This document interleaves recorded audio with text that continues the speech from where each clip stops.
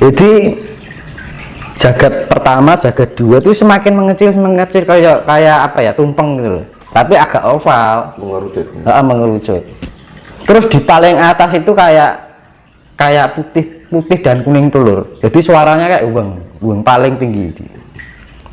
Kalau dibilang itu Sanjang Tunggal. Lah aku tuh melihat tuh di atasnya malah. Diarani alang-alang kumiter nek wong Jawa. Nek wong dalam pewayangan tuh alang-alang kumiter. Jadi ini bumi Sabtuju. Jadi aku di luar ini. Jadi melihat tuh. Jadi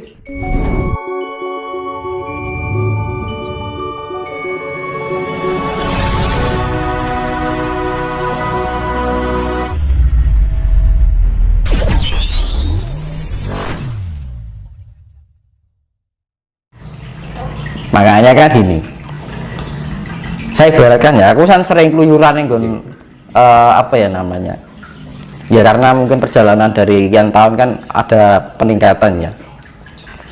Aku kan sering menembus alam luar bumi. Lah pernah melihat bumi itu gak kelihatan. Lah aku kadang berpikir, bumi kok kecil kan gitu, kok kecil, terus manusianya seberapa? Nah kadang-kadang gini, manusia baru mempunyai suatu kelebihan yang entah itu secara materi atau non materi, dia merasa sombong. Padahal kalau dilihat dari sana itu bumi aja nggak kelihatan, apalagi manusia kan gitu loh. Nah kadang-kadang misalkan Sang Maha Pencipta bisa berbicara itu ingeti wong ki kadang geleng-geleng kan gitu loh kampanye. Kok menungso hanya sebutir merica aja nggak ada, kok sudah merasa diri aku ini, aku itu. Nah itu loh, merasa ini, merasa itu, kadang-kadang gitu. Sombong dengan ucapannya, sombong dengan apa yang dia miliki, apa yang dia mampu. Iya kan,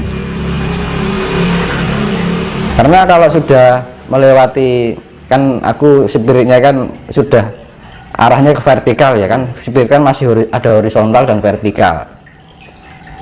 Jadi kelihatan, jadi jagat itu kayak namanya apa ya, jadi ada jumlahnya ada 7 ya.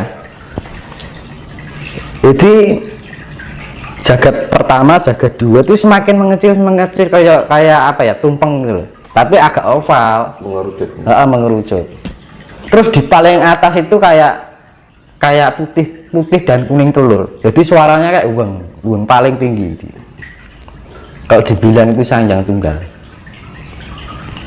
Lah aku tuh melihat tuh di atasnya malah.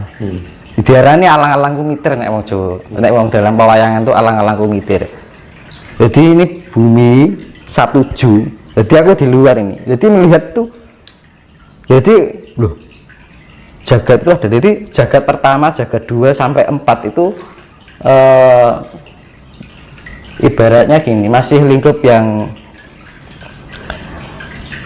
kalau 5, 6, 7 itu ibaratnya itu sudah ada terang tanpa cahaya lah gampangannya ya, kayak sayup-sayup kayak surga gitu. Jadi gambaran, jadi piye nek citake, aku harus minta ke wani ya. Nanti tidak timbul pro kontra, dikira kene mau gawe-gawe. Di dunia, jadi pokoknya ada alam itu bentuknya kayak rujak kayak gini. Aku nggak mau menceritakan yang lebih lagi lah, nanti timbul pro kontra nanti. Jagat itu kan ada 7 sab kan, jagat 1, jagat 2, 3 sampai 7. Apakah dari masing-masing jagat antara 1, 2 dan 3 itu ada kehidupan? Ada penyaringan itu namanya. Jadi kayak penyaringan. Jadi semakin orang menuju sempurna itu semakin selektifnya itu semakin kecil. Jadi kayak disaring gitu loh, saring ini misalkan kayak kayak apa namanya yang kita turnamen bola itu loh. Iya toh, kompetisi saring lagi, kompetisi saring, ya kayak gitu. Hidup itu seperti itu sebenarnya. Jadi ada sub gitu. masih ada kaitannya dengan spiritual, Mas. Kayaknya menarik untuk kita bahas. Apakah kebutuhan spiritual itu hanya dapat diisi dengan beragama saja? Gimana? Apakah kebutuhan spiritual hanya bisa diisi dengan beragama saja? Beragama? Menurut Mas Dimas bagaimana? Ya namanya spiritual itu saya bilang tadi, kalau ciri-ciri orang spiritual itu mempunyai pola pikir yang universal. Kalau kita hanya berpikir pada suatu golongan ajaran, ya menyempitkan, seakan-akan lingkup spirit kita hanya dibatasi sekat-sekat. Makanya kalau mempunyai jiwa yang benar-benar spirit, itu sifatnya harus universal, fleksibel. Semua agama nggak ada yang salah baik, tapi kenapa harus disekat-sekatkan? Tujuannya juga sama. Si digulai apa lagu salah teman? Iya kan? Nah, padahal Tuhan itu tidak untuk dicari. Tuhan apa dicari? Enggak. Keberadaan Tuhan itu tidak dicari tapi dirasakan. Mana bisa Tuhan dicari? Nggak bisa. Tuhan sudah ada diri kita kok. Yang perlu kita lakukan hanya merasakan keberadaannya. Akhirnya ada Tuhan. Kita rasakan keberadaannya. Ketika kita memahami dan menyadari, oh ini kopi rasanya enak, gitu kan. Air. Makanya kan ya, Tuhan, saya ulangi lagi, Tuhan tidak untuk dicari, tapi dirasakan keberadaan. Makanya ketika kita meditasi juga jangan mencari, tapi merasakan. Meditasi jangan mencari. Tujuan ini juga merasakan. Karena Tuhan itu semakin dicari semakin jauh. Loh, benar itu. Di dalam meditasi kita pikirannya kemana-mana mencari kan, ya semakin jauh. Sekarang gini Mas Dimas, tadi Mas Dimas mengatakan bahwa meditasi itu jangan mencari. Sebetulnya hakikat dari tujuan meditasi itu sebenarnya bagaimana sih Mas? Yaitu bisa mencapai tingkat kesadaran bahwa kita memahami dan menyadari keberadaan Tuhan itu tadi. Kalau kita sudah memahami keberadaan Tuhan, maka sifat Tuhan akan include di dalam diri kita. Dan sifat Tuhan itu apa? Kasih. Dan kasih menyebabkan apa dampaknya? Kedamaian. Ya wis toh. Kalau kita sudah damai, tenang, tentrem hati ini, damai, sejahtera. Nah, makanya dunia ini akan dijadikan seperti itu. Makanya terjadi satria pinilih mau untuk membangkitkan spirit-spirit ini. Makanya di tahun 2002 ini mulai gencar masalah spiritualitas. Jadi ya namanya meditasi itu sebenarnya melatih tingkat kesadaran kita. Gunanya apa? Biar kita bisa merasakan keberadaan Tuhan. Kalau kita sudah merasakan keberadaan Tuhan, ya Tuhan include di dalam diri kita, mempunyai sifat-sifat seperti Tuhan. Sifat Tuhan itu apa? Lembut. Lembut itu diwujudkan dengan apa? Kasih. Ya wis toh. Ya kayak lampu ini kan loh. Ya kan? Ya wujud tuh urip, hidup, ya kan?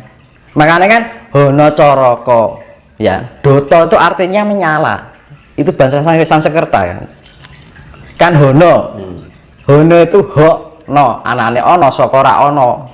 Adanya ada karena dari tidak ada. Coroko, cipta rasa dan karsa, cipta rasa dan karsa, ya kan. Ibaratnya proton, neutron, elektron, Brahma, Wisnu, Siwa, ya kan ngono. Intelektual, spiritual, emosional, kan ngono.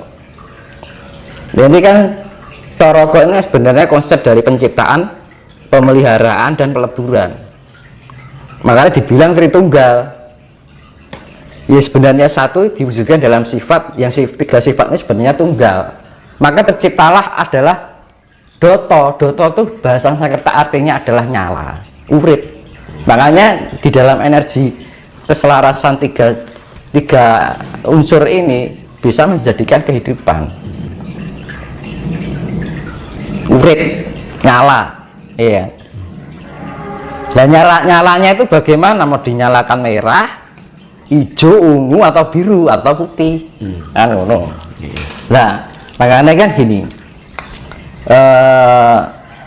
gunanya kita mengolah darani meditasi ibarat apa weningnya, kan itu. Di dalam keheningan perenungan, darani heneng, henung, hening. Heneng kita merenung, diam, heneng, baru hening. Hening itu ibaratnya lebih mendalam lagi. Hening itu artinya merasakan apa yang semua yang ada di dalam organ tubuh kita, pikiran kita, rasa kita, emosional kita, kan ngono. Nah, kalau kita sudah bisa menselaraskan itu, ini akan lampu ini yang menyala ini, yang awalnya redup jadi terang, awalnya merah menjadi hijau, ya magiki biniu, aura. Jiwa itu aura, lah aura itu ya cahaya gitu mas. Dan makanya kan hidup itu hasil apa yang menjadi hasil spirit kita ya, yang dihasilkan apa ya, cahaya itu tadi. Kita menghasilkan cahaya apa gitu. Makanya kan setiap di dalam cakra itu kan ada cahaya merah, ya kan, jingga kan, kuning, terus magiku hijau, biru, ungu, kan, nila, ungu, putih, kan ngono mas. Nah makanya kan ada level-levelnya. Mas ya, ini terkait dengan meditasi. Ada statement yang mengatakan bahwa meditasi tidak boleh mencari ketenangan, karena kalau kita terlelap dalam ketenangan, jika dengar suara berisik akan menimbulkan kemarahan. Pandangan Mas Tinus bagaimana? Karena gini, mencari itu banyak jatuhnya karsa. Ya, gitu. Makanya kan yang tak meditasi itu ketenangan yang ini, ya kan gini. Ini ya.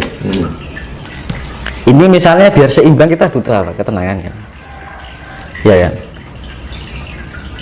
Nah, kalau nggak tenang kan gini kan. Analoginya seperti itu. Ya kan loh. Nah kita seperti membawa diri kita. Kalau kita sudah tenang bisa menemukan titik yang namanya pusat dari, ya akhirnya ibarat ini batu ditumpuk-tumpuk itu seimbang. Jadi untuk melatih yaitu ya namanya spiritual ya kestabilan, keseimbangan, balance kan. Kalau kita sudah untuk mencapai balance itu ketenangan dulu. Kalau sudah tenang kan balance, ya kan, seimbang. Karena di dalam kehidupan ini penuh dengan goyangan, vibrasi. Nah vibrasi kita kan banyak kan, dari faktornya kan banyak. Nah untuk mencapai keseimbangan itu akhirnya tenang, seimbang, balance. Kalau sudah balance kan temukan kedamaian mas, timbangan mas, keadilan, ya kan? Kalau kita sudah menemukan keseimbangan, terjadi keadilan di dalam diri kita.